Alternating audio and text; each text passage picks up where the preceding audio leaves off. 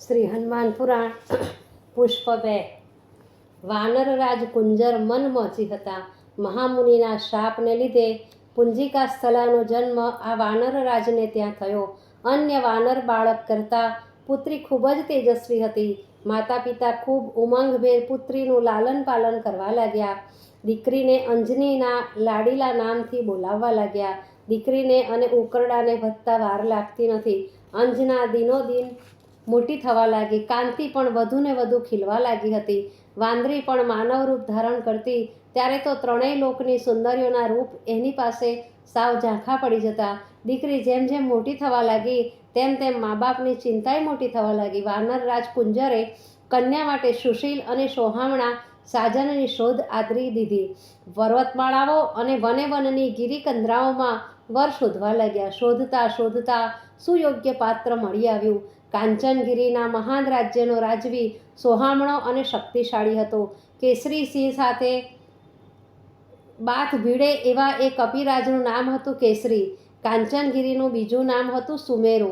યૌવનને આંગણે ઝૂમતી પુત્રી અંજનીનું લગ્ન સુમેરુના સ્વામી કેસરી સાથે ધામધૂમથી કરી નાખ્યું. કેસરી અને અંજનીનું દાંપત્ય દીપી ઉઠ્યું. અંજની જેવી પત્ની પામવાથી વાનરરાજ કેસરીના આનંદની અવધિ ન રહી.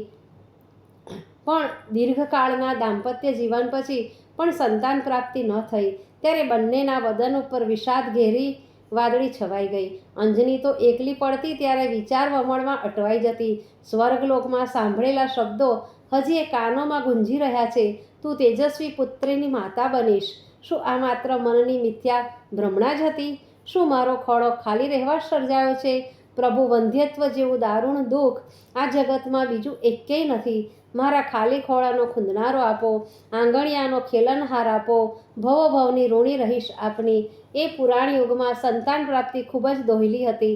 પથ્થર એટલા દેવ પૂજવા છતાં સંતાન પ્રાપ્તિ થતી નહોતી. ત્યારે સંતાન લેવા માતા પિતા આકરા તપ આદરતા. અંજનીએ પણ એક વિકટ વનમાં આસન જમાવી દીધું. જગતની જંજાળ બધી છોડી દઈ જગત પિતાના ચરણોમાં ચિત્ત ચોંટાડી દીધું. શરૂઆતમાં ફળાહારથી દેહને પોષણ આપવા માંડ્યું, પણ આગળ વધતી ગઈ તેમ તેમ પાણીનો પણ ત્યાગ કર્યો. માત્ર હવાનું ભક્ષણ કરી દેહને ટકાવી રહી હતી. આવી કઠોર સાધના કરી રહી હતી ત્યારે તેને કાને ઓચિંતો અવાજ સંભળાયો. અંજની દેવી, તમને શા દુઃખ છે? આવડા મોટા સામ્રાજ્યના સામ્રાજ્ઞી છો. પડ્યો બોલ ઝીલનારા દાસદાસીઓ છે. પ્રેમાળ પતિદેવના હૈયા સિંહાસન પર તમે જ બિરાજેલા છો. એ અવાજ હતો મતંગ મુનિનો.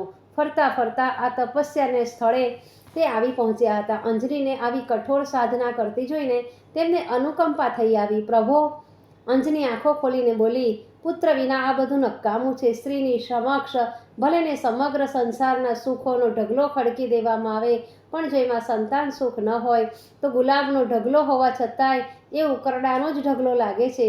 દીકરી, આમ સાવ નિરાશ ન થઈ જા. આશા અમર છે. હજી તું યુવાન છે. સંતાન પ્રાપ્તિનો સમય તારે માટે હજી આથમી ગયો નથી. પ્રભુ પર પૂરી શ્રદ્ધા રાખ.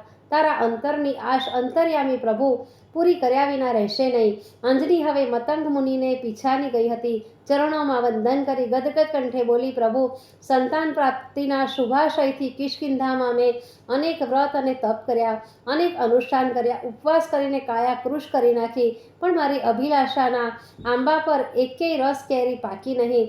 એટલે પુત્રની પ્રબળ ઈચ્છાથી આ કઠોર સાધના હું કરી રહી છું.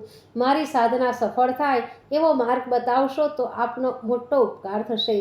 બેટી, અહીં આ સ્થળે જીવનભર બેસી રહીશ ને તો પણ કાંઈ જ વળવાનું નથી. તારી સઘળી મહેનત માથે પડવાની છે. તારી તપોભૂમિ તો છે વેંકટાચલ પર. ભુક્તિ અને મુક્તિના દાતા વેંકટેશ્વર તે ભલા ભોળા છે. તેમના ચરણોમાં બેસીને તપશ્ચર્યા કરવાથી સહેજમાં તે રીઝી જશે. ત્યાંથી આકાશગંગા તીર્થ કાંઈ દૂર નથી. ત્યાં સ્નાન કરવાથી સંતાન પ્રાપ્તિને આડે આવતા બધા જ અવરોધો દૂર થઈ જશે. અંજની આસ્થાપૂર્વક મુનિની વાત સાંભળી રહી હતી.